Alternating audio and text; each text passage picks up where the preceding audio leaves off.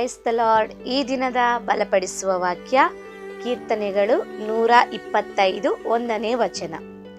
ಯೆಹೋವನಲ್ಲಿ ಭರವಸವಿಡುವವರು ಚೀಯೋನ್ ಪರ್ವತದ ಹಾಗೆ ಇದ್ದಾರೆ, ಅದು ಕದಲುವುದಿಲ್ಲ, ಸದಾ ಸ್ಥಿರವಾಗಿರುತ್ತದೆ. ಆಮೆನ್. ಪ್ರಿಯ ದೇವರ ಮಕ್ಕಳೇ, ಈ ದಿನ ಕರ್ತನು ನಮ್ಮನ್ನು ಬಲಪಡಿಸುತ್ತಿರುವ ಮಾತು, ನಾವು ಕದಲದ ಹಾಗೆ ಸ್ಥಿರವಾಗಿರುತ್ತೇವೆ ಎಂಬ ಒಂದು ವಾಗ್ದಾನ. ಹಲ್ಲೆಲೂಯಾ. ಯಾರು ದೇವರಲ್ಲಿ ಸ್ಥಿರವಾಗಿರ್ತಾರೆ, ಯಾರು ಯಾವಾಗಲೂ ಕದಲದೆ ಹಾಗೆ ಒಂದು ಪರ್ವತದ ಹಾಗೆ ಇರ್ತಾರೆ ಅನ್ನೋದಾದ್ರೆ, ಮೊದಲನೇ ಸಾಲು ಯೆಹೋವನಲ್ಲಿ ಭರವಸವಿಡುವವರು. ಆಮೇಲೆ ಪ್ರಿಯ ದೇವರ ಮಕ್ಕಳೇ, ಈ ದಿನ ನಮ್ಮ ಒಂದು ಭರವಸೆ ಯಾರಾಗಿದ್ದಾರೆ, ಏನಾಗಿದೆ? ಹಲ್ಲೆಲೂಯಾ. ಅನೇಕರನ್ನು ಹೇಳೋದಾದ್ರೆ, ನನ್ನ ಭರವಸೆ ಯಾರು ಅಂತ ನೋಡೋದಾದ್ರೆ ನನ್ನ ಗಂಡ ಅಂತ ಹೇಳ್ತಾರೆ. ಹಲ್ಲೆಲೂಯಾ. ಇನ್ನು ಕೆಲವರು ಹೇಳ್ತಾರೆ, ಇಲ್ಲ, ನನ್ನ ಭರವಸೆ ನನ್ನ ಮಕ್ಕಳು ಎಂಬುದಾಗಿ. ಇನ್ನು ಕೆಲವರನ್ನ ಕೇಳಿದ್ರೆ ಹೇಳ್ತಾರೆ, ನನ್ನ ಹಣನೇ ನನ್ನ ಭರವಸೆ, ನನ್ನ ಕೆಲಸನೇ ನನ್ನ ಭರವಸೆ. ಇನ್ನು ಕೆಲವರು, ನನ್ನ ಆಸ್ತಿನೇ ನನ್ನ ಭರವಸೆ, ನನಗೆ ಬರುವ ಬಾಡಿಗೆನೇ ಭರವಸೆ, ನನಗೆ ಅವರು ಭರವಸೆ, ಇವರು ಭರವಸೆ, ಆ ಕಾರ್ಯ ಭರವಸೆ, ಅದು ಇದು. ಹಲ್ಲೆಲೂಯಾ. ಭರವಸೆ ಅಂದ್ರೆ ಒಂದು ನಂಬಿಕೆ. ಹಲ್ಲೆಲೂಯಾ. ಆದ್ರೆ ಈ ದಿನ ಪ್ರಿಯ ದೇವರ ಮಕ್ಕಳೇ, ನಿಮ್ಮನ್ನು ನೋಡಿ ಕೇಳೋದಾದ್ರೆ ನೀವು ಏನ್ ಹೇಳ್ತೀರೋ ಒಂದು ಕ್ಷಣ ನಿಮ್ಮ ಮನಸ್ಸನ್ನು ಯೋಚನೆ ಮಾಡಿ ಹೇಳ್ರಿ. ಹಲ್ಲೆಲೂಯಾ. ಆದ್ರೆ ಇಲ್ಲಿ ದಾವೀದನು ಹೇಳ್ತಾ ಇದ್ದಾರೆ, ಯೆಹೋವನಲ್ಲಿ ಭರವಸವಿಡುವವರು ಚೀಯೋನ್ ಪರ್ವತದ ಹಾಗೆ ಇದ್ದಾರೆ. ಅಂದ್ರೆ ದೇವರಲ್ಲಿ ನಂಬಿಕೆ ಇಡುವವರು ಮೊದಲನೇದಾಗಿ ಹೇಗೆ ಮಾರ್ಪಡ್ತಾರೆ ಅಂದ್ರೆ, ಒಂದು ಪರ್ವತದ ಹಾಗೆ, ಅಂದ್ರೆ ಒಂದು ಬೆಟ್ಟದ ರೀತಿ ಮಾರ್ಪಡ್ತಾರೆ. ಹಲ್ಲೆಲೂಯಾ. ಬೆಟ್ಟ ಹೇಗಿರುತ್ತೆ? ಬೆಟ್ಟ ನೋಡೋದಕ್ಕೆ ತುಂಬಾ ಸುಂದರವಾಗಿರುತ್ತೆ, ದೂರದಿಂದ ನೋಡೋದಕ್ಕೆ ತುಂಬಾ ಚೆನ್ನಾಗಿ ಕಾಣುತ್ತೆ. ಆದ್ರೆ ಆ ಬೆಟ್ಟ ಹತ್ತೋರ್ಗೆ ಗೊತ್ತು ಅದ್ರಲ್ಲಿರುವ ಪಾಡು, ಅದ್ರಲ್ಲಿರುವ ಕಷ್ಟ. ಹಲ್ಲೆಲೂಯಾ. ದೂರದಿಂದ ನೋಡ್ಬೇಕಾದ್ರೆ ತುಂಬಾ ಚೆನ್ನಾಗಿರುತ್ತೆ ಬೆಟ್ಟ ಗುಡ್ಡಗಳೆಲ್ಲ. ಹಲ್ಲೆಲೂಯಾ. ಹೌದಲ್ವಾ? ನಾವು ಅನೇಕ ಬಾರಿ ಹೈವೇಲಿ ಪ್ರಯಾಣ ಮಾಡುವಾಗ, ಇನ್ನು ಅನೇಕ ಹಳ್ಳಿಗಳಿಗೆ ಹೋಗುವಾಗ ತುಂಬಾ ಸುಂದರವಾದ ಬೆಟ್ಟ ಗುಡ್ಡಗಳನ್ನ ನಾವು ನೋಡ್ತೇವೆ, ಅನೇಕ ಪರ್ವತಗಳನ್ನ ನಾವು ನೋಡ್ತೇವೆ. ಹಲ್ಲೆಲೂಯಾ. ಆದ್ರೆ ಆ ಬೆಟ್ಟನ ಹತ್ತಿ ಹೋಗ್ಬೇಕು, ಅಲ್ಲಿಗೆ ತಲುಪಬೇಕು ಅನ್ನೋದಾದ್ರೆ ಬಹಳ ಕಠಿಣ. ಅಷ್ಟು ಸುಲಭವಾಗಿ ಯಾರು ಬೆಟ್ಟನ ಹತ್ತೋದಕ್ಕಾಗೋದಿಲ್ಲ. ಆದ್ರೆ ತುಂಬಾ ಪ್ರಯಾಸ ಪಟ್ರೇನೆ ಆ ಬೆಟ್ಟ ನಾವು ಹತ್ತೋಕ್ಕಾಗೋದು. ಹಲ್ಲೆಲೂಯಾ. ಆದ್ರೆ ಆ ಪರ್ವತನ ಯಾರೇ ಬಂದು ಹೊಡೆದ್ರು ಅದನ್ನ ಅಲ್ಲಾಡ್ಸಕ್ಕಾಗೋದಿಲ್ಲ. ಹಲ್ಲೆಲೂಯಾ. ಯಾರು ಅದ್ರ ಮೇಲೆ ಬಂದು ಕೂತ್ಕೊಂಡ್ರು ಅದು ಬಿದ್ದೋಗೋದಿಲ್ಲ. ಹಲ್ಲೆಲೂಯಾ. ಅದನ್ನ ಯಾರು ಅಲುಗಾಡ್ಸಕ್ಕೂ ಆಗೋದಿಲ್ಲ, ಬೀಳ್ಸಕ್ಕೂ ಆಗೋದಿಲ್ಲ, ಅದನ್ನ ಏನು ಮಾಡೋದಕ್ಕೆ ಸಾಧ್ಯ ಇಲ್ಲ. ಹಲ್ಲೆಲೂಯಾ. ಆದ್ರೆ ಈ ದಿನ ದೇವರು ನಮ್ಗೆ ಹೇಳ್ತಾ ಇರೋದು, ನನ್ನಲ್ಲಿ ನೀನು ಭರವಸೆ ಇಡೋದೇ ಆದ್ರೆ ನಿನ್ನನ್ನು ನಾನು ಪರ್ವತದ ಹಾಗೆ ಮಾರ್ಪಡಿಸ್ತೇನೆ ಎಂಬುದಾಗಿ. ಹಲ್ಲೆಲೂಯಾ. ಹೌದು ಪ್ರಿಯ ದೇವರ ಮಕ್ಕಳೇ, ನಮ್ಮ ಜೀವನದಲ್ಲಿ ಅನೇಕ ಕಷ್ಟಗಳು ನಮ್ಮನ್ನ ಎದುರುಗೊಳ್ತಾನೆ ಇದೆ. ಹೌದು, ಅನೇಕರ ಮಾತುಗಳು ನಮ್ಮನ್ನ ಚುಚ್ಚಿ ನೋಯಿಸ್ತಾ ಇದೆ, ಅನೇಕರ ಕ್ರಿಯೆಗಳು ನಮ್ಮನ್ನ ಬಾಧಿಸ್ತಾ ಇದೆ. ಹಲ್ಲೆಲೂಯಾ. ಇನ್ನು ಅನೇಕ ಕಷ್ಟಗಳು ನಮ್ಮನ್ನ ಹಿಂಸಿಸ್ತಾ ಇದೆ. ಕೆಲವು ವೇಳೆ ಮನೇಲಿರೋ ಕಷ್ಟಗಳನ್ನ ನೋಡುವಾಗ, ಕೆಲವು ವ್ಯಕ್ತಿಗಳ ಮಾತುಗಳನ್ನ ಕೇಳಿಸ್ಕೊಳ್ಳುವಾಗ, ಕೆಲವರು ನಮ್ಮನ್ನು ಬಿಟ್ಟು ಹೋದಾಗ, ಕೆಲವು ಪರಿಸ್ಥಿತಿಗಳಲ್ಲಿ ಏನು ಮಾಡಬೇಕು ಅಂತಾನೆ ತಿಳಿದಿರುವಾಗ ತುಂಬಾ ಏನಾಗ್ತೇವೆ, ಡಿಪ್ರೆಷನ್ ಒಳಗಾಗ್ತೇವೆ. ಅಲ್ಲೆಲ್ಲಿ ಅನೇಕರು ಮಾನಸಿಕ ಒತ್ತಡಕ್ಕೆ ಒಳಗಾಗ್ತೇವೆ. ಅನೇಕರು ಕೊರಗಿ ಅನಾರೋಗ್ಯವಾಗಿ ಅನೇಕ ರೀತಿ ನಮ್ಮ ಮಲಗಿಕೊಂಡಿದ್ದೀರ. ಅಲ್ಲೆಲ್ಲಿ ಅನೇಕ ರೀತಿಯ ಕಾರ್ಯಗಳಲ್ಲಿ ಇದನ್ನ ಚೆನ್ನಾಗಿ ಕಾಣ್ತಾ ಇದ್ದಾರೆ. ಯಾಕೆ ಅಂತಂದ್ರೆ, ನಾವು ಎಲ್ಲರ ಮಾತುಗಳನ್ನ ಕೇಳಿ ಸೋತು ಹೋಗಿದ್ದೇವೆ. ಹಲ್ಲೆಲೂಯಾ. ಅನೇಕರ ಕ್ರಿಯೆಗಳನ್ನ ನೋಡಿ ಸೋತು ಹೋಗ್ತಾ ಇದ್ದೇವೆ, ಪರಿಸ್ಥಿತಿಗಳನ್ನ ನೋಡಿ ಸೋತು ಹೋಗ್ತಾ ಇದ್ದೇವೆ. ಹಲ್ಲೆಲೂಯಾ. ಯಾಕೆ ಆ ರೀತಿ ಸೋತು ಹೋಗ್ತಾ ಇದ್ದೇವೆ? ಹಲ್ಲೆಲೂಯಾ. ನೋಡ್ರಿ, ಕೆಲವರು ಏನೇ ನಡೆದ್ರು ಸೋತೋಗೋದೇ ಇಲ್ಲ. ಹಲ್ಲೆಲೂಯಾ. ಒಂದು ಕಾರ್ಯ ನೋಡ್ರಿ, ಯಾರಾದ್ರೂ ಒಂದು ಡೆತ್ ಆಯ್ತು ಅಂತ ಅಂದ್ರೆ ಅಲ್ಲಿ ಅಧಿಕವಾಗಿ ಅಳೋರ ಸಂಖ್ಯೆ ಯಾರ್ದು ಅಂದ್ರೆ ಸ್ತ್ರೀಯರ ಸಂಖ್ಯೆ. ಹಲ್ಲೆಲೂಯಾ. ಆದ್ರೆ ಪುರುಷರು ಬಹಳ ಕಡಿಮೆ ಅಳೋದು. ಹಲ್ಲೆಲೂಯಾ.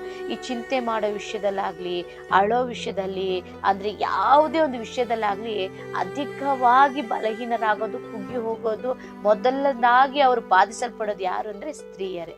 ಹಲ್ಲೆಲೂಯಾ. ಪುರುಷರು ಓಕೆ, ಅಷ್ಟು ಚಿಂತೆ ಮಾಡೋದಿಲ್ಲ, ಅಷ್ಟು ಕೊರಗೋದಿಲ್ಲ, ಅವರು ಅಷ್ಟು ಬೇಗ ತಮ್ಮ ನೋವನ್ನು ತೋರಿಸ್ಕೊಳ್ಳೋದಿಲ್ಲ. ಹಲ್ಲೆಲೂಯಾ. ಆದ್ರೆ ಅವ್ರಿಗೆ ಎಲ್ಲವನ್ನು ಸಹಿಸ್ಕೊಳ್ಳೋ ಒಂದು ಕೆಪಾಸಿಟಿ ಇರುತ್ತೆ. ಅಂದ್ರೆ ಇದ್ರ ಅರ್ಥ ಅವ್ರಿಗೆ ನೋವಿಲ್ಲ, ಅವ್ರಿಗೆ ಚಿಂತೆ ಇಲ್ಲ, ಅವ್ರು ಯಾವ ರೀತಿಯೂ ಕಾರ್ಯ ಮಾಡ್ತಾ ಇಲ್ಲ ಅನ್ನೋದಲ್ಲ. ಸರಿಯಾಗಿ ಅರ್ಥ ಮಾಡಿಕೊಳ್ಳ್ರಿ. ನಾವು ಸ್ತ್ರೀಯರಾಗಿರುವ ನಾವು ನಮ್ಮ ಎಲ್ಲ ಮೂಮೆಂಟ್ಗಳನ್ನ, ಅಂದ್ರೆ ನಮ್ಮ ಪ್ರಕ್ರಿಯೆಯನ್ನ ಹೊರಗೆ ಆದಷ್ಟು ಬೇಗ ತೋರಿಸ್ಬಿಡ್ತೀವಿ.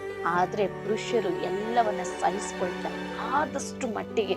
ಇನ್ನು ಅವ್ರ ಕೈಲಿ ಆಗ್ತಾ ಇಲ್ಲ, ಮಿತಿ ಮೀರಿ ಹೋಗ್ತಾ ಇದೆ ಅಂದ್ರೆ ಅವ್ರ ಹೊರಗೆ ಬೀಳ್ತಾರೆ. ಅಲ್ಲಿವರೆಗೂ ಪುರುಷರು ಬೇಗ ಹೊರಗಡೆ ನಿಲ್ಲೋದಿಲ್ಲ. ಹಲ್ಲೆಲೂಯಾ. ಯಾಕೆ ಇದನ್ನು ಹೇಳ್ತಾ ಇದ್ದೀನಿ ಅಂದ್ರೆ, ಈ ದಿನ ದೇವರ ವಾಕ್ಯ ಹೇಳ್ತಾ ಇದೆ, ಯೆಹೋವನಲ್ಲಿ ಭರವಸವಿಡುವವರು ಚಿಯೋನ್ ಪರ್ವತದ ಹಾಗೆ ಇರ್ತಾರೆ ಎಂಬುದಾಗಿ. ಆ ಚಿಯೋನ್ ಪರ್ವತ ಹೇಗಿರುತ್ತಂತೆ? ಸ್ಥಿರವಾಗಿರ್ತದಂತೆ, ಕದಲದೆ ಇರ್ತದಂತೆ ಪ್ರಿಯರೇ. ಹಲ್ಲೆಲೂಯಾ. ಈ ದಿನ ದೇವರು ನಿಮ್ಮನ್ನು ನೋಡಿ ಹೇಳ್ತಾ ಇದ್ದಾರೆ, ನೀನು ನನ್ನಲ್ಲಿ ಭರವಸವಿಡು ಮಗನೇ, ನನ್ನಲ್ಲಿ ನೀನು ಭರವಸವಿಡು. ಹಲ್ಲೆಲೂಯಾ. ಆ ಕಾರ್ಯಗಳನ್ನ ನೋಡಿ ಚಿಂತೆ ಮಾಡ್ತಾ ಇದೆಯಾ? ಆ ವ್ಯಕ್ತಿಗಳನ್ನ ನೋಡಿ ಚಿಂತೆ ಮಾಡ್ತಾ ಇದೆಯಾ? ಪರಿಸ್ಥಿತಿಗಳನ್ನ ನೋಡಿ ಚಿಂತೆ ಮಾಡ್ತಾ ಇದೆಯಾ? ಚಿಂತೆ ಮಾಡಿ ಮಾಡಿ ಮಾಡಿ ಅಳುತ್ತಾ ಇದೆಯಾ? ತುಂಬಾ ಕುಗ್ಗಿ ಹೋಗ್ತಾ ಇದೆಯಾ? ನಿನ್ನ ಜೀವನ ಏನಾಗ್ತಾ ಇದೆ ಅಂತ ಗೊತ್ತಾಗದಿರೋ ಪರಿಸ್ಥಿತಿಯಲ್ಲಿ ಇದೆಯಾ? ನಿನ್ನ ಮಕ್ಕಳ ಭವಿಷ್ಯ ಏನಾಗ್ತಾ ಇದೆ ಅಂತ ತಿಳಿದಿರೋ ಪರಿಸ್ಥಿತಿಯಲ್ಲಿ ಇದೆಯಾ? ನೀನು ಅಲುಗಾಡ್ತಾ ಇದೆಯಾ? ಕುಗ್ಗಿ ಹೋಗ್ತಾ ಇದೆಯಾ? ನೀನು ಇಲ್ಲದೆ ನಿರ್ಮೂಲವಾಗುವಂತ ಪರಿಸ್ಥಿತಿಗಳ ಎದುರಾಗ್ತಾ ಇದೆಯಾ? ಹಲ್ಲೆಲೂಯಾ. ಚಿಂತಿಸಬೇಡಿ. ಈ ದಿನ ನೀನು ಏನೇ ನಡೆದ್ರೂ ಸ್ಥಿರವಾಗಿರ್ಬೇಕು. ಹಲ್ಲೆಲೂಯಾ. ಏನೇ ನಡೆದ್ರೂ ಕದಲದೆ ಇರಬೇಕು ಅನ್ನೋದಾದ್ರೆ ಈ ಒಂದು ವಿಷಯ ಖಂಡಿತ ಪ್ರಿಯರೇ ನೀವು ಮಾಡಬೇಕು. ಆಗ ಮಾತ್ರನೇ ಈ ವಾಕ್ಯ ನಿಮ್ಮನ್ನು ಬಲಪಡಿಸೋದಕ್ಕೆ ಸಾಧ್ಯ. ಹೌದು, ಇನ್ನು ಮುಂದೆ ಬಡತನ ಆಗ್ಲಿ, ಸಾಲ ಆಗ್ಲಿ, ಕಷ್ಟ ಆಗ್ಲಿ, ಅವಮಾನ ಆಗ್ಲಿ, ನಿಂದೆ ಆಗ್ಲಿ, ಸೋಲುಗಳಾಗ್ಲಿ, ಯಾರು ನಮ್ಮ ಕೈ ಬಿಡಲ್ಪಟ್ಟ ಸ್ಥಿತಿ ಆಗಿರ್ಲಿ, ಹಲ್ಲೆಲೂಯಾ, ಸೋಲುಗಳಾಗ್ಲಿ, ಕೈ ಬಿಡಲ್ಪಟ್ಟ ಪರಿಸ್ಥಿತಿ ಆಗ್ಲಿ, ಅದು ಎಂಥದ್ದೇ ಆಗಿರ್ಲಿ, ಅದು ಏನೇ ಆಗಿರ್ಲಿ, ಈ ದಿನದಿಂದ ನೀವೊಂದು ತೀರ್ಮಾನ ಮಾಡ್ರಿ, ನಾನು ಯೆಹೋವನಲ್ಲಿ ಭರವಸೆ ಇಡ್ತೇನೆ. ಹಲ್ಲೆಲೂಯಾ. ನೋಡ್ರಿ, ಈ ವಾಕ್ಯವನ್ನು ಬರೆದಿರುವಂತ ದಾವೀದನ ಜೀವನ ದಿನನಿತ್ಯ ನನ್ನ ಸಂದೇಶಗಳಲ್ಲಿ ಹೇಳ್ತಾನೆ ಇರ್ತೇನೆ. ದಾವೀದನನ್ನ ನೆನಪಿಸ್ಕೊಳ್ದೇ ಇರಕ್ಕೆ ನನ್ನಿಂದ ಸಾಧ್ಯನೇ. ಹಲ್ಲೆಲೂಯಾ. ನನ್ನಿಂದನೇ ಅಲ್ಲ, ಅನೇಕ ಪರಿಶುದ್ಧರಿಗೆ ಅದು ಸಾಧ್ಯನೇ ಇಲ್ಲ. ಯಾಕಂದ್ರೆ ದಾವೀದನ ಜೀವನ ನಮಗೊಂದು ಮಾದರಿ ಆಗಿದೆ ಪ್ರಿಯರೇ. ಹಲ್ಲೆಲೂಯಾ.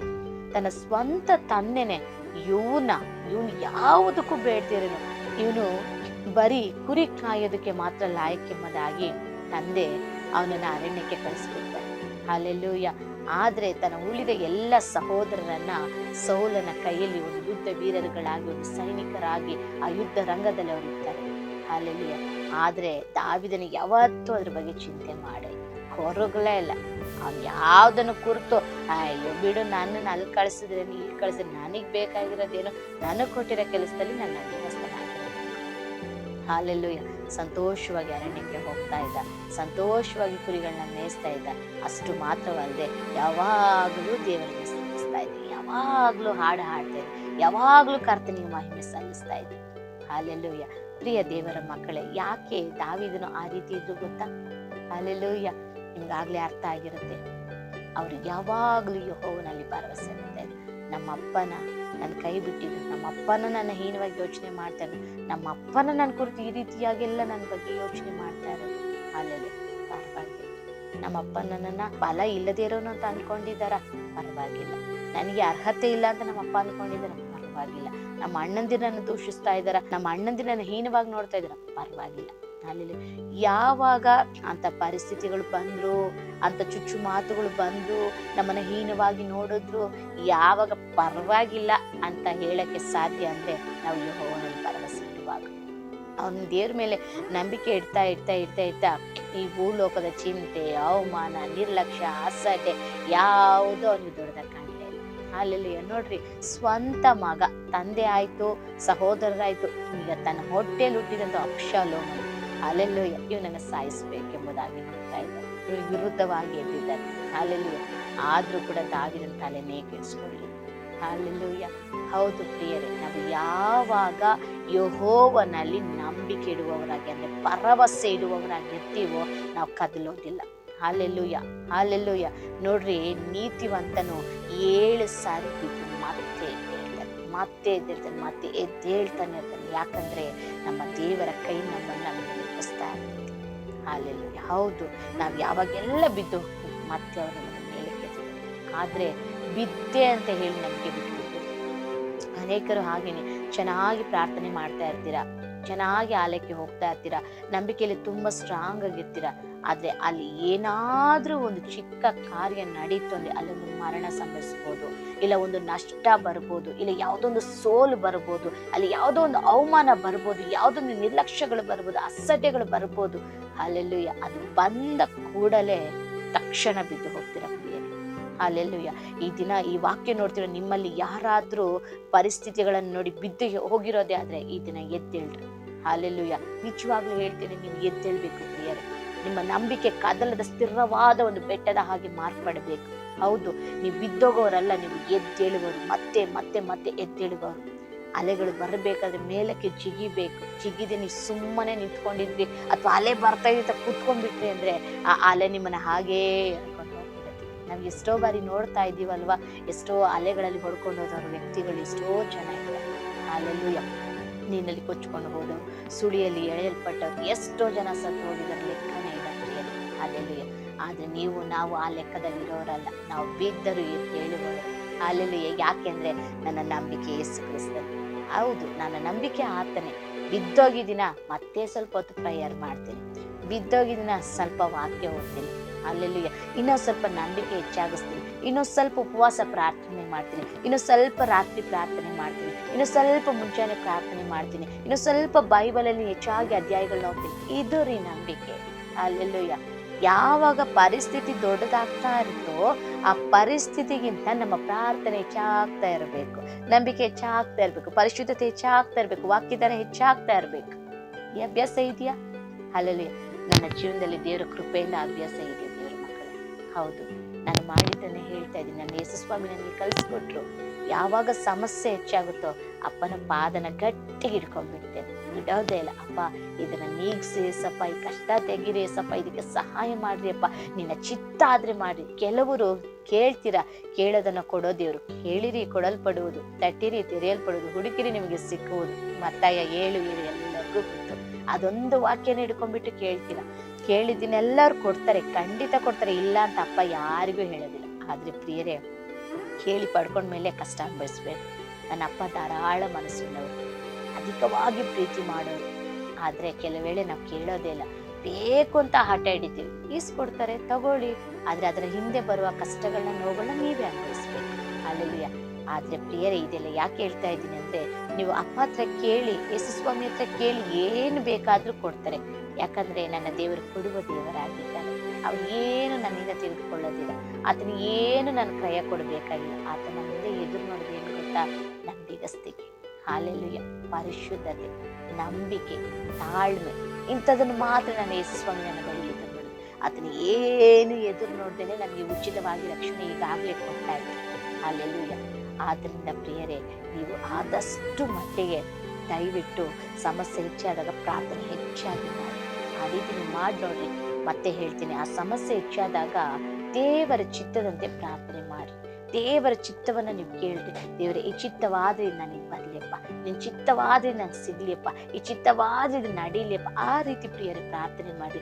ಬೇಕು, ಕೊಡು, ಮಾಡು ಎಂಬುದಾಗಿ ಆರ್ಡ್ರ್ ಹಾಕ್ಬೇಡ್ರಿ. ಅಲ್ಲೆಲ್ಲಿ ಆರ್ಡ್ರ್ ಹಾಕೋದು ತಪ್ಪು ಅಂತ ನಾನು ಹೇಳ್ತಾ ಇಲ್ಲ. ಆರ್ಡ್ರ್ ಹಾಕುವಾಗ್ಲಪ್ಪ, ನಿನ್ ಚಿತ್ತನ.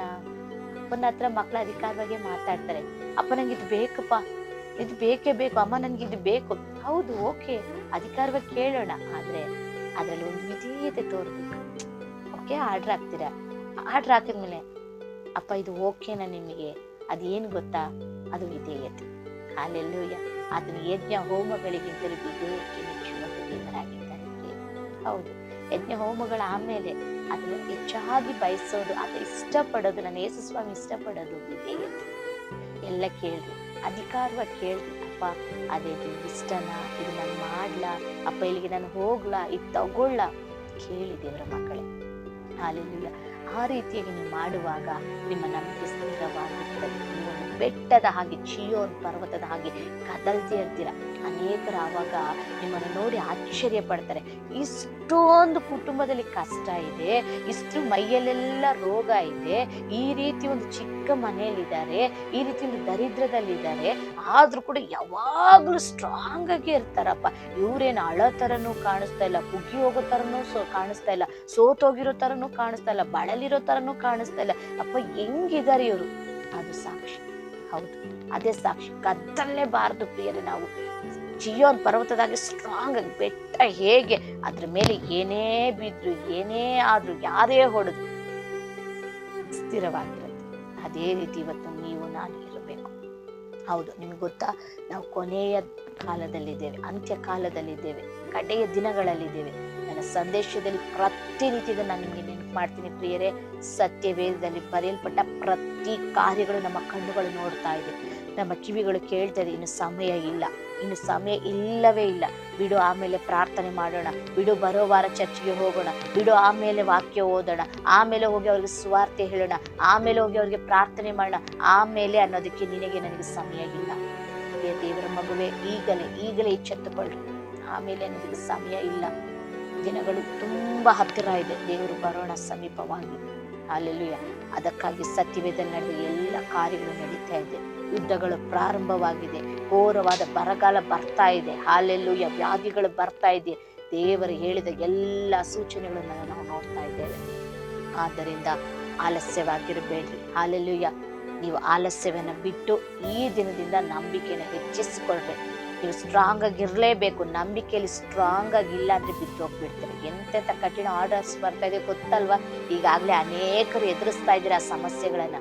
ಹೌದು, ಇಂಥ ಒಂದು ಕಠಿಣ ಪರಿಸ್ಥಿತಿಗಳಲ್ಲಿ ನಾನು ಸ್ಟ್ರಾಂಗ್ ಆಗಿ ನಿಲ್ಲಬೇಕು, ಯಾವುದಕ್ಕೂ ಸೋತು ಹೋಗ್ಬಾರ್ದು, ಕದಲಬಾರ್ದು ಅನ್ನೋದಾದ್ರೆ ನಮಗೆ ನಂಬಿಕೆ ಬೇಕೇ ಬೇಕು. ಅದು ಯಾರಲ್ಲಿ? ಯೆಹೋವನಲ್ಲಿ ಭರವಸವಿಡಬೇಕು. ಅಪ್ಪ, ಈ ಕಾರ್ಯ ನಾನು ಚಿಂತೆ ಮಾಡೋದಿಲ್ಲಪ್ಪ, ನೀನ್ ನನ್ನ ಜೊತೆಯಲ್ಲಿದೆಯಾ ದೇವರೇ, ಇದನ್ನ ನೀನು ನೋಡ್ಕೊಳ್ತೀಯಪ್ಪ, ಇದನ್ನ ನೀನು ಮಾಡ್ತೀಯಪ್ಪ, ನೀನ್ ನನಗೆ ಸಾಕಪ್ಪ, ನೀನೇ ನನಗೆ ಮಾರ್ಗ, ನೀನೇ ನನಗೆ ಸತ್ಯ, ನೀನೇ ನನ್ನ ಜೀವ ಎಂಬುದಾಗಿ ನಿನ್ನ ಬಾಯಲ್ಲಿ ಪ್ರಿಯರೇ ಹರಕೆ ಮಾಡಿ.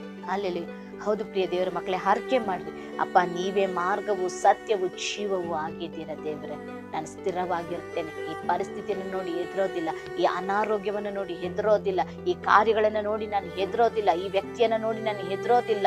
ಏನೇ ನಡೆದ್ರು ನನಗೆ ನೀವಿದ್ದೀರಾ. ಹಲ್ಲೆಲೂಯಾ. ಏನ್ ಗೊತ್ತಾ, ಎಲ್ಲ ವಿಷಯದಲ್ಲೂ ಪರಿಶುದ್ಧವಾಗಿರ್ರಿ, ನಂಬಿಗಸ್ತರಾಗಿರ್ರಿ, ತಾಳ್ಮೆಯಿಂದಿರ್ರಿ, ದೇವರಿಗೆ ಕೊಡಬೇಕಾದ ಘನತೆ ಗೌರವವನ್ನು ಸಲ್ಲಿಸ್ರಿ. ದೇವರ ವಾಕ್ಯ ಏನೇನು ಹೇಳುತ್ತದೆ ಎಲ್ಲದಕ್ಕೂ ವಿಧೇಯರಾಗ್ರಿ. ಇಷ್ಟು ಮಾತ್ರ ಮಾಡಿದ್ರೆ ಸಾಕು ಪ್ರಿಯರೇ. ಆ ನಂಬಿಕೆ ದಿನೇ ದಿನೇ ಹೆಚ್ಚಾಗ್ತಾನೆ ಇರುತ್ತೆ. ಹೌದು, ಆಗ ನಾವು ಕದಲೋದೇ ಇಲ್ಲ. ಯಾಕಂದ್ರೆ ನನಗಾಗಿ ಯೋಚಿಸೋರು ಇದ್ದಾರೆ. ಹಲ್ಲೆಲೂಯಾ. ಎಲ್ಲಿವರೆಗೂ ಅಪ್ಪ ಅಮ್ಮ ಇರ್ತಾರೋ ಮಕ್ಳಿಗೊಂದು ಜವಾಬ್ದಾರಿ ಬರೋದೇ ಇಲ್ಲ. ಅಪ್ಪ ಅಮ್ಮ ಇರೋವರೆಗೂ ಯಾವ ಮಕ್ಕಳು ಯಾವ್ದ್ರ ಕುರಿತು ಚಿಂತೆ ಮಾಡೋದಿಲ್ಲ. ಯಾಕಂದ್ರೆ ನನ್ನ ಅಪ್ಪ ಇದ್ದಾರೆ, ಅವ್ರು ನೋಡಿಕೊಳ್ತಾರೆ ಎಂಬುದಾಗಿ. ಹಲ್ಲೆಲೂಯಾ. ಹೌದು, ಈ ದಿನ ದಾವೀದನ ಜೀವನದಲ್ಲಿ ಅದೇ ಕಾರ್ಯಗಳು. ಅವನು ಯಾವುದಕ್ಕೂ ಕದಲ್ತಾ ಇಲ್ಲ, ಯಾವುದಲ್ಲೂ ಕುಗ್ಗಿ ಹೋಗ್ತಾನೆ. ದಾವೀದನು ಸ್ಥಿರವಾಗಿದ್ದಾರೆ. ಸೌಲನು ಜನಗಳನ್ನ ಕಳಿಸ್ತಾ ಇದ್ದಾನೆ, ಏನಕ್ಕಂದ್ರೆ ದಾವೀದನ ಸಾಯಿಸ್ಬೇಕು. ಆಗ್ಲೂ ಕೂಡ ದಾವೀದನ ಕದಲೇ ಇಲ್ಲ. 59ನೇ ಅಧ್ಯಾಯದಲ್ಲಿ ಈ ವಾಕ್ಯ ಇರ್ತದೆ, ಆತನು ಅಂತ ಇಕ್ಕಟ್ಟಾದ ಪರಿಸ್ಥಿತಿಯಲ್ಲಿ ಕೂಡ ದೇವರನ್ನು ಸ್ತುತಿಸುವ ವ್ಯಕ್ತಿಯಾಗಿದೆ. ಅಂದ್ರೆ ಅಲ್ಲಿ ಕೂಡ ಸ್ಟ್ರಾಂಗ್ ಆಗಿದ್ದಾರೆ. ಅವರು ಆಗಿನಿಂದ ಅರಣ್ಯದಲ್ಲಿರುವಾಗಿನಿಂದ ಅರಮನೆಗೆ ಬಂದವರೆಗೂ ಅವರು ಸ್ತುತಿ ಮಾಡ್ತಾನೇ ಇದ್ದಾರೆ, ಸ್ತೋತ್ರ ಮಾಡ್ತಾನೇ ಇದ್ದಾರೆ, ಪ್ರಾರ್ಥನೆ ಮಾಡ್ತಾನೇ ಇದ್ದಾರೆ, ದೇವರ ಪಾದವನ್ನೇ ಹಿಡ್ಕೊಂಡಿದ್ದಾರೆ, ಅವರನ್ನೇ ಹೊರಗಿಕೊಂಡಿದ್ದಾರೆ. ಹಲ್ಲೆಲೂಯಾ. ನೋಡ್ರಿ, ಈ ವಾಕ್ಯವನ್ನ ಕೇಳುತ್ತಿರುವ ನೀವು ಯಾವ ವಿಷಯದಲ್ಲಿ ಕುಗ್ಗಿ ಹೋಗ್ಬೇಡ್ರಿ. ಈ ಆರೋಗ್ಯನ ನಮ್ಮ ದೇವರಲ್ಲೇ ನಂಬಿಕೆ ಇಡ್ತೇನೆ. ನನಗೆ ಆರೋಗ್ಯ ಬೇಕಂದ್ರೆ ಅವರೇನೆ ಕೊಡೋದು. ಹೌದು, ನನಗೆ ಹಣ ಬೇಕಂದ್ರೆ ದೇವರೇನೆ ಕೊಡೋದು. ನನಗೆ ಸಮಾಧಾನ ಬೇಕು, ಅವರೇ ಕೊಡೋದು. ನನಗೆ ಸಂತೋಷ ಬೇಕು, ಅವರೇನೆ ಕೊಡೋದು. ನನ್ನ ಮಕ್ಕಳಿಗೆ ಒಳ್ಳೆ ವಿವಾಹ ಆಗ್ಬೇಕು, ಅವರೇನೆ ಮಾಡಿ ಮುಗಿಸೋದು. ಈ ಮನೆ ಕಟ್ಟಬೇಕು, ಅವರೇನೆ ಮಾಡಿ ಮುಗಿಸೋದು. ಈ ಸೇವೆ ದೇವರೇ ಮಾಡಿ ಮುಗಿಸೋದು. ಎಲ್ಲವನ್ನು ಆ ರೀತಿ ನಂಬಿಕೆ ಇಡ್ರಿ. ನಾನ್ ಮಾಡ್ತೀನಿ, ಇಲ್ಲ ನನ್ನ ಅಣ್ಣ ಮಾಡ್ತಾರೆ, ನನ್ನ ಅಪ್ಪ ಮಾಡ್ತಾರೆ, ಅವ್ರು ಮಾಡ್ತಾರೆ, ಇವ್ರು ಮಾಡ್ತಾರೆ, ಅವ್ರು ಫೈನಾನ್ಸ್ ಕೊಡ್ತಾರೆ, ಏನು ನಡೆಯೋದು. ಹಲ್ಲೆಲೂಯಾ. ನೀವು ಯಾವಾಗ ಇದನ್ನ ನನ್ನ ಯೇಸು ಸ್ವಾಮಿ ಮಾಡ್ತಾರೆ, ನನ್ನ ಅಪ್ಪ ಮಾಡ್ತಾರೆ, ನನ್ನ ಅಪ್ಪ ನೋಡಿಕೊಳ್ತಾರೆ, ನನಗೆ ನನ್ನ ಅಪ್ಪ ಇದ್ದಾರೆ, ಅವ್ರು ಇದ್ದಾರೆ ಎಂಬುದಾಗಿ ಅವ್ರ ಹೆಸರನ್ನ ಹೇಳಿ ಹೇಳಿ ಪ್ರತಿ ಪರಿಸ್ಥಿತಿಯನ್ನ ನೀವು ಹೇಳ್ರಿ. ಆಗ ಖಂಡಿತವಾಗಿ ಅಯ್ಯೋ ನನ್ನ ಮಗು ಇಷ್ಟೊಂದು ನನ್ನ ಮೇಲೆ ನಂಬಿಕೆ ಇಟ್ಟಿದೆ ಎಂಬುದಾಗಿ ನಿನ್ನನ್ನು ನೋಡುವಂತ ದೇವರು ಖಂಡಿತ ನಿನ್ನ ಕ್ಷಣ ಮಾತ್ರದಲ್ಲಿ ಅದ್ಭುತ ಮಾಡ್ತಾರೆ. ಹೌದು, ನಿನ್ನ ನಂಬಿಕೆ ಸ್ಥಿರವಾಗಿರ್ಬೇಕು, ಆಗ್ಲೇ ನೀನ್ ಸ್ಥಿರವಾಗಿರ್ತೀಯ. ಹಲ್ಲೆಲೂಯಾ. ನಿನ್ನ ನಂಬಿಕೆ ಹೇಗೆ ಕದಲ್ತಾ ಇರ್ತೀವಿ, ನಿನ್ ಜೀವನ ಕದಲ್ತಾ ಇರುತ್ತೆ. ಇದ್ದಾಗ ಒಂಥರ ಇರ್ತಿ, ಇಲ್ದ ಇರುವಾಗ ಒಂದು ರೀತಿ. ಪೌಲನು ಹೇಳ್ತಾರೆ, ನನ್ಗೆಲ್ಲ ಸ್ಥಿತಿಯಲ್ಲಿ ಹೇಗಿರ್ಬೇಕು ನನಗೆ ಗೊತ್ತಿದೆ ಎಂಬುದಾಗಿ. ಇದ್ದಾಗಲೂ ಇಲ್ಲದೆ ಇರುವಾಗ, ಬಡತನದಲ್ಲೂ ಸಿರಿತನದಲ್ಲಿ ಎಲ್ಲ ಸಮಯದಲ್ಲೂ ಪೌಲನಿಗೆ ಗೊತ್ತಿ ಹೇಗಿರ್ಬೇಕು ಎಂಬುದಾಗಿ. ಹಲ್ಲೆಲೂಯಾ. ನಿಮಗೂ ಕೂಡ ನಾವು ಕೂಡ ಅದೇ ರೀತಿ ಇರಬೇಕು ಅನ್ನೋದಾದ್ರೆ ನಂಬಿಕೆಯಲ್ಲಿ ಸ್ಥಿರವಾಗಿ ಕದಲಬೇಡ್ರಿ. ಇದ್ದಾಗ ಒಂಥರ ಇರ್ಬೇಡ್ರಿ, ಇಲ್ದಿರೋ ಒಂಥರ ಇರ್ಬೇಡ್ರಿ. ಎಲ್ಲ ಸಮಯದಲ್ಲೂ ದೇವ್ರ ಕೆಲವು ವೇಳೆ ಪರೀಕ್ಷೆ ಮಾಡುವಾಗ ಸಂತೋಷವಾಗಿ ಬಿಟ್ಟುಕೊಡ್ರಿ. ಅಪ್ಪ, ಇದುವರೆಗೂ ಸುಖವನ್ನು ಕೊಟ್ಟೆ ಅನ್ಭವಿಸಿದೀನಪ್ಪ, ಈಗೇನೋ ಚಿಕ್ಕ ಕಾಯಿಲೆ ಕೊಟ್ಟಿದೆ, ಸ್ತೋತ್ರ ಏಸಪ್ಪ. ಹಲ್ಲೆಲೂಯಾ. ಚೆನ್ನಾಗಿ ಹಣ ಬರ್ತಿದೆ, ಈಗ ಯಾಕೋ ಸ್ವಲ್ಪ ಹಣ ಕಡಿಮೆ ಆಗ್ತಿದೆ, ಈಗೇನು ಸ್ವಲ್ಪ ಕೆಲಸ ಕಡಿಮೆ ಆಗ್ತಿದೆ, ಪರವಾಗಿಲ್ಲಪ್ಪ, ಆಗ ಕೊಟ್ಟೆ ಅದಕ್ಕಾಗಿ ಸ್ತೋತ್ರ. ಈಗ ಈ ರೀತಿ ಕೊಟ್ಟಿದೆಯಾ ಸ್ತೋತ್ರ, ಇದು ಮುಂದೆ ಇನ್ನೂ ಹೆಚ್ಚಾಗಿ ನಡೆಸ್ತೇನೆ, ಅದ್ದೂರಿ ಹಾಲೆಲೂಯ. ಈ ರೀತಿ ಕ್ರೈಸ್ತ ಜೀವನವನ್ನ ಜೀವಿಸೋದಕ್ಕೆ ನಾವು ಅಭ್ಯಾಸ ಮಾಡಿಕೊಳ್ಳಲೇಬೇಕು. ಈ ಕಾಲಘಟ್ಟಗಳಲ್ಲಿ ಇಂಥ ಒಂದು ಅನುಭವಕ್ಕೆ ನನ್ನ ದೇವರಿದ್ದಾರೆ, ನನ್ನ ದೇವರು ನೋಡ್ಕೊಳ್ತಾರೆ, ನನ್ನ ದೇವರು ನನಗೆ ಎಲ್ಲವನ್ನು ಮಾಡಿ ಮುಗಿಸ್ತಾರೆ, ಆತನ ಬರೋಣಕ್ಕೆ ನಾನು ಸಿದ್ಧ ಮಾಡ್ತಾ ಇದ್ದಾರೆ, ನಾನು ಆತನೊಟ್ಟಿಗೆ ಎತ್ತಲ್ಪಡ್ತೇನೆ, ನಾನು ಪರಲೋಕ ರಾಜ್ಯದಲ್ಲಿ ಇರ್ತೇನೆ ಎಂಬುದಾಗಿ ಇಂತಹ ಒಂದು ನಿರೀಕ್ಷೆ ಜೀವನ ಈ ದಿನಗಳಲ್ಲಿ ಜೀವಿಸಲೇಬೇಕು. ಹಾಲೆಲೂಯ. ಆಗ ನೋಡ್ರಿ 125ನೇ ಕೀರ್ತನೆ 2ನೇ ವಚನದಲ್ಲಿ ಇರ್ತದೆ, ಪರ್ವತಗಳು ಯೆರೂಸಲೇಮಿನ ಸುತ್ತಲೂ ಹೇಗೋ ಹಾಗೆಯೇ ಯೆಹೋವನು ಇಂದಿನಿಂದ ಸದಾ ಕಾಲವು ತನ್ನ ಜನರ ಸುತ್ತಲೂ ಇರುವನು. ನೀವು ಆ ರೀತಿಯಾಗಿ ನಂಬಿಕೆಯಲ್ಲಿ ಸ್ಥಿರವಾಗಿ ಕದಲದೆ ಇರುವುದೇ ಆದ್ರೆ ದೇವರು ಹೇಗಿರ್ತಾರಂತೆ, ಇಂದಿನಿಂದ ಸದಾ ಕಾಲ ತನ್ನ ಜನರ ಸುತ್ತಲೂ ಇರ್ತಾರೆ. ಹಾಲೆಲೂಯ. ದೇವರೇ ನಮ್ಮ ಸುತ್ತ ಇರುವಾಗ ನಮ್ಮನ್ನು ಯಾರಾದ್ರೂ ಮುಟ್ಟಕ್ಕೆ ಸಾಧ್ಯನಾ? ಯಾರಾದ್ರೂ ನಮ್ಮನ್ನು ಹೊಡೆಯೋಕ್ಕೆ ಸಾಧ್ಯನಾ? ಯಾರಾದ್ರೂ ನಮ್ಮನ್ನು ಬೈಯೋಕ್ಕೆ ಸಾಧ್ಯ? ನಮ್ಮ ದೇವ್ರ ವಾಕ್ಯ ಹೇಳ್ತಲ್ವಾ, ನೀನನ್ನು ಮುಟ್ಟುವವನು ನನ್ನ ಕಣ್ಣುಗುಡ್ಡೆಯನ್ನು ಮುಟ್ಟುವವನಾಗಿದ್ದಾನೆ. ಹಾಲೆಲೂಯ.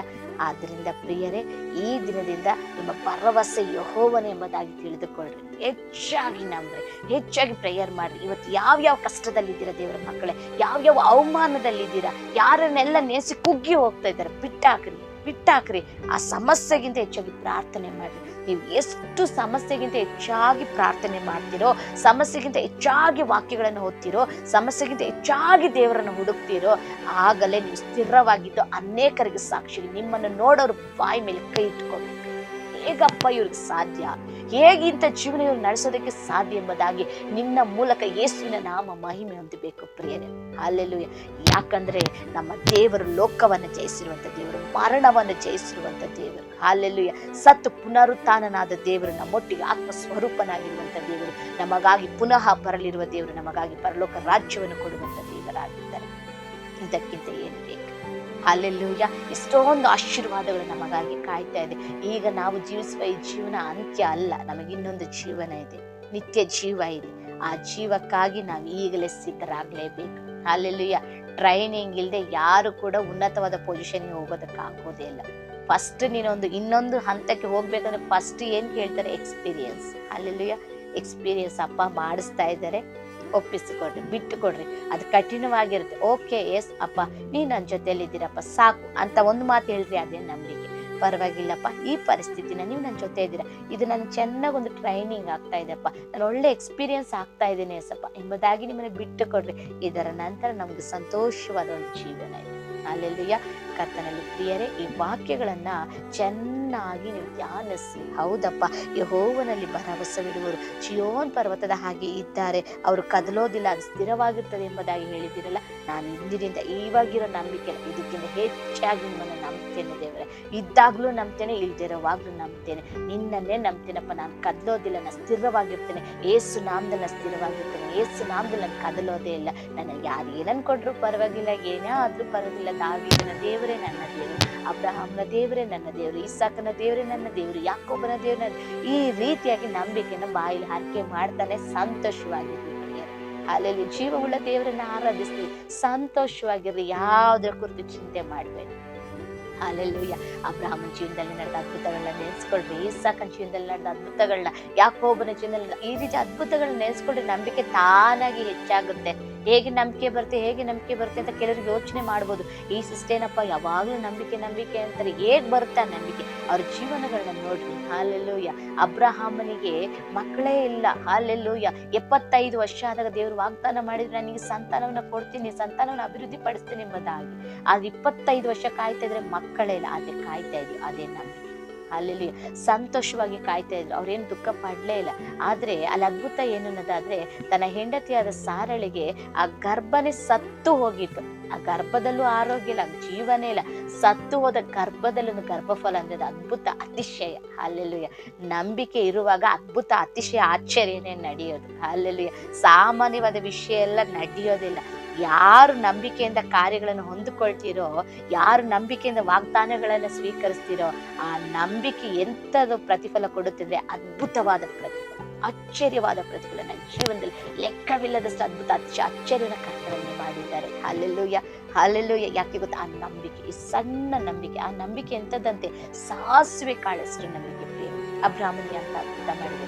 ಇಸಾಕನಿಗೆ ನೋಡಿ, ಬರಗಾಲದಲ್ಲಿ ಬೀಜ ಬಿತ್ತಿದ್ದಾನೆ, 100ರಷ್ಟು ಪ್ರತಿಫಲ. ಮಳೆ ಮಳೆನೇ ಇಲ್ಲ, ನೀರೇ ಇಲ್ಲ, ಆದ್ರೆ 100ಕ್ಕೆ 90 ಅಲ್ಲ, 80 ಅಲ್ಲ, 70 ಅಲ್ಲ, 20 ಅಲ್ಲ. ಹಾಲೆಲೂಯ. 100ಕ್ಕೆ 100ರಷ್ಟು ಪ್ರತಿಫಲ ಬರಗಾಲದಲ್ಲಿ. ಅದು ಅದ್ಭುತ. ಯಾಕೆ ಗೊತ್ತಾ? ನಂಬಿಕೆ ಯಾವಾಗ್ಲೂ ಅದ್ಭುತವಾಗಿ ಇರ್ತದೆ. ಹಾಲೆಲೂಯ. ಯಾಕೊಬ್ಬ ನೋಡಿ ಬರೀ ಕೈಯಲ್ಲಿ ಹೋದ, ತಿರುಗಿ ಬರುವಾಗ 2 ಪರಿವಾರಗಳೊಂದಿಗೆ ಬಂದ. ಹಾಲೆಲೂಯ. ಯಾಕೆ? ನಂಬಿಕೆ. ಪ್ರಿಯರೇ, ಈ ದಿನ ಯೇಸುವಿನ ನಾಮದಲ್ಲಿ ನಂಬಿಕೆನ ಹೆಚ್ಚಿಸಿಕೊಳ್ಳ್ರಿ. ದೇವರಿಗಾಗಿ ಕಾಯಿರಿ, ದೇವರ ಕಾರ್ಯಗಳಿಗೆ ಕಾಯಿರಿ, ಸ್ಥಿರವಾಗಿರ್ರಿ, ಕದಲಬೇಡ್ರಿ. ನಾನು ದೇವರು ಇದ್ದಾರೆ ಎಂಬ ನಂಬಿಕೆಯಲ್ಲಿ ಬದುಕರಿ. ಖಂಡಿತ ನಿಮ್ಮ ಎಲ್ಲ ಪರಿಸ್ಥಿತಿಗಳು ಅದ್ಭುತವಾಗಿ ಮಾರ್ಪಡ್ತದೆ, ಆಶ್ಚರ್ಯವಾಗಿ ಮಾರ್ಪಡ್ತದೆ, ಅನೇಕರಿಗೆ ಸಾಕ್ಷಿಯಾಗಿ ಮಾರ್ಪಡ್ತದೆ. ಯೇಸುವಿನ ನಾಮದಲ್ಲಿ ಇದರಂತೆ ನೀವು ಮಾಡಿ ನೋಡ್ರಿ. ನಿಮಗೆ ನಡೆಯುವ ಅದ್ಭುತ ಅನೇಕರಿಗೊಂದು ಆಶೀರ್ವಾದವಾಗಿರ್ತದೆ. ಅನೇಕರ ಮುಂದೆ ನೀವು ಸಾಕ್ಷಿಯಾಗಿ ನಿಂತುಕೊಳ್ತೀರಾ. ಯೇಸುವಿನ ನಾಮದಲ್ಲಿ ಕರ್ತನ ಈ ವಾಕ್ಯವನ್ನ ನೀವು ನಿಜವಾಗಿ ಸ್ವೀಕರಿಸಿ ಅದ್ಭುತಗಳನ್ನ, ಆಶೀರ್ವಾದಗಳನ್ನ ಹೊಂದಿಕೊಳ್ತೀರಿ ಎಂಬುದಾಗಿ ನಾನು ನಂಬುತ್ತೇನೆ. ಹಾಲೆಲೂಯ.